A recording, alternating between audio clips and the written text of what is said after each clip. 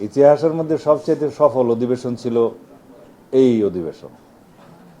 দীর্ঘ 17 বছরের পরে গণতান্ত্রিকভাবে নির্বাচিত এই পার্লামেন্ট, এই পার্লামেন্টের প্রথম অধিবেশন ছিল সবচেয়ে লাইভলি, ভাইব্রেন্ট, এবং এই পার্লামেন্টের কন্ট্রিবিউশন ছিল ইতিহাসের মধ্যে সবচেয়ে বেশি আইন প্রণয়ন হয়েছে এই পার্লামেন্টে।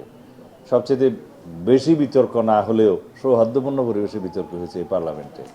এখানে পজিশন ছিল, অপোজিশন ছিল, সবার বক্তব্য ছিল, কিন্তু ভ্রাতৃত্বপূর্ণ একটা সম্পর্ক ছিল, সৌহার্দ্যপূর্ণ সম্পর্ক ছিল। তো সুতরাং সব কিছু মিলিয়ে আমরা কোনো সময় বিরোধী দল এবং সরকারি দল মিলে একসাথে কমিটি করেছি, সেটা জাতি দেখেছে, এবং জাতীয় ইস্যুগুলোতে আমরা একসাথে কথা বলেছি, ঐক্যবদ্ধ হয়েছি, এবং বিভিন্ন বিষয়ে মতবিরোধ থাকতেই পারে বিরোধী দল এবং সরকারি দলের মধ্যে, সেই মতবিরোধগুলো তারা প্রকাশ করেছে, আমরা আমাদের মত দিয়েছি। এই ডিবেটটা তো হবেই, এই দ্বিমত এবং ভিন্নমত পোষণ করার জন্যই তো গণতন্ত্র।